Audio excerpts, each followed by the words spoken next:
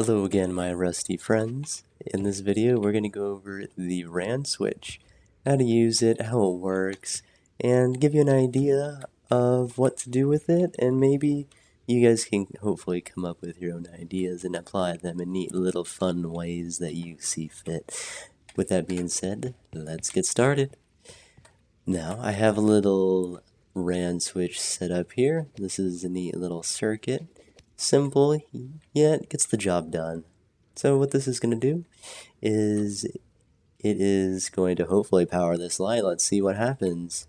So I have the main power right here.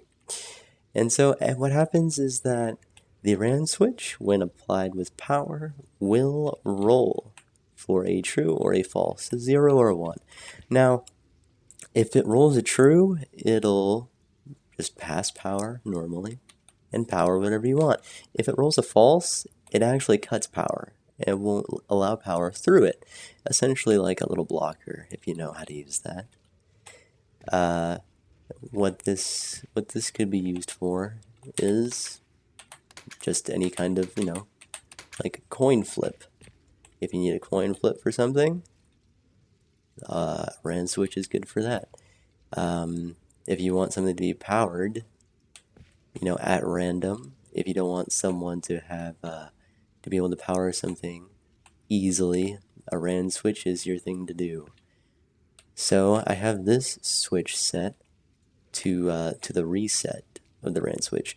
What this does is that if it rolls a true, instead of like if you had if you plugged the RAND switch directly into a power source, so the RAND switch is always on, you would essentially need to cut power for it to reset, which could be kind of tedious. So what this is that you can connect a switch to the reset, or any kind of pressure plate or whatever you wanted, a laser or something, to the reset, and you can reset the RAND switch without actually having to cut its main source of power. So that's all the reset does. Now, to actually make the RAND switch roll, you need an input into the set.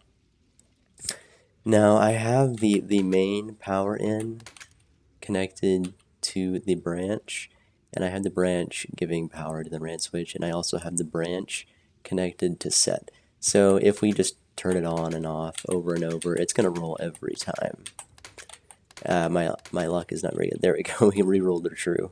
So depending on how you want to do it, you could make a power out, power the RAND switch and the set at the same time, or you can add a little a reset switch if you wanted to, depending on your own situation. You have to meet your own needs, and yeah, so you have options. Now, the concept of the RAND switch applies to other RAND switches as well. Now, this is essentially a coin flip, is what the RAND switch is. You have a 50-50 chance of it rolling true or false. So, when you connect two together, your odds are 50-50 again. So what you're doing is essentially halving your chance again. So with one RAND switch, we have a 50-50 chance. We have a 50% chance of it rolling true. By adding another RAND switch, we cut that 50% in half.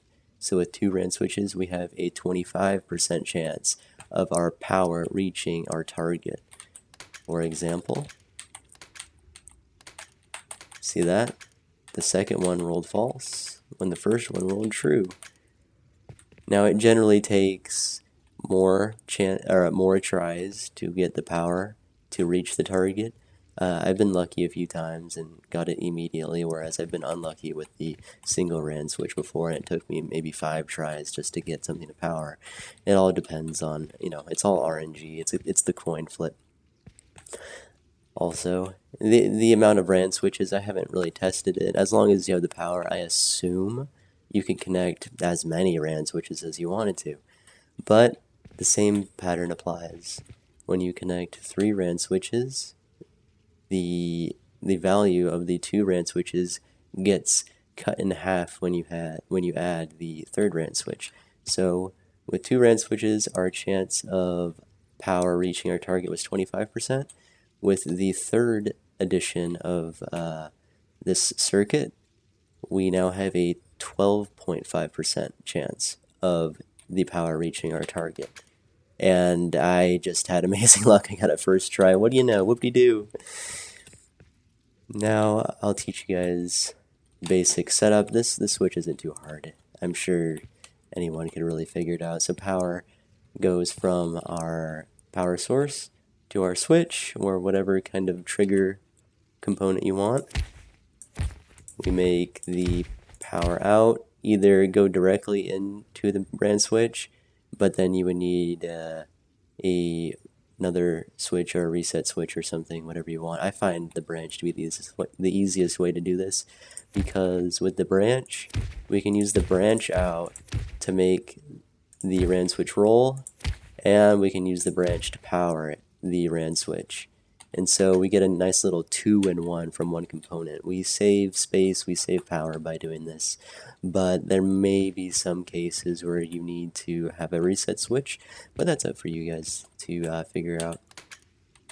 Whatever you guys have planned, whatever you want to do, it's up to you. You gotta meet your needs. So we could rig this to a door, and this door has a 50-50 chance of opening every time you pull the switch. It's a neat little idea. And so if you connected this circuit to, let's say, instead of a light, a door, this door would have a 12.5% chance of opening.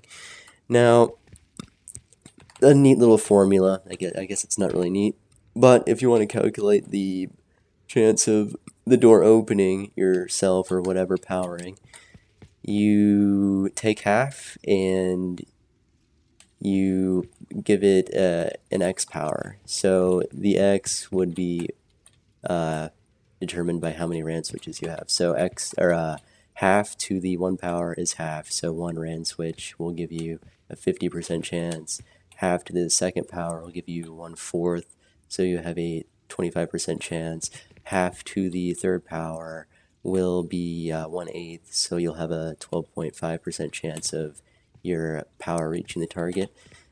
So, not too bad. Over here I have a somewhat of a real-world example. I'll go ahead and close this.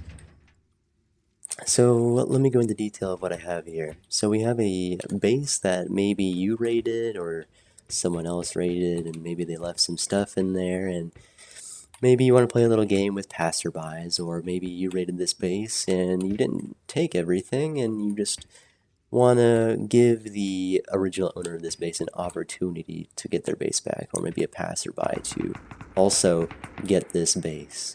What you can do is set up RAND switch to a door, and they have to play your game to open this door. Now, let me show you what I got in here. I have the switch and the blocker of our circuit. We have it all hidden. This doesn't need to be hidden. I like to use the armor door so they can actually see when or how close they get every time. I think it's a neat little fun aspect, because if you roll 3 out of 4, it's like, oh gosh, we almost got it. You know, it's pretty neat. So in a real world example, there'd be lots of loot everywhere, you know, stuff that you left behind. And then we apply a code lock so they can't just walk in. We code lock the TC. Maybe we don't put it there so they can't maybe destroy it, and I don't know. Anyway, so when they actually get in, they'll get their reward. You can put in maybe the code to the door and the TC if you wanted to for winning the game. It's all up to you, whatever you want to do. But when I pull this switch, we can see that, oh, we rolled a 3 out of 4. We almost opened the door. We rolled a 0 out of 4 this time. A 1 out of 4. A 0 out of 4 again. And it just keeps going. You just test your luck. I also rigged a counter to this because I thought it would be fun if people got to see how many attempts they've taken. They can see how long they have taken, how many tries it has taken them to possibly open this door. And the more RAND switches you have, the odds get pretty low. So this one time I got to like almost 100 tries and the door didn't open. I think that was with 7 RAND switches. The odds were almost 0. My luck was not very good either. But yeah, so this is just an example of what you could do with RAND switches. Obviously, you could set up games, maybe an escape room, or maybe like a little, like a roulette type of thing if you wanted to. That'd probably be pretty cool. Excuse my rude neighbors being loud as hell. Anyway, there we have it. The RAND switch. Have fun, guys.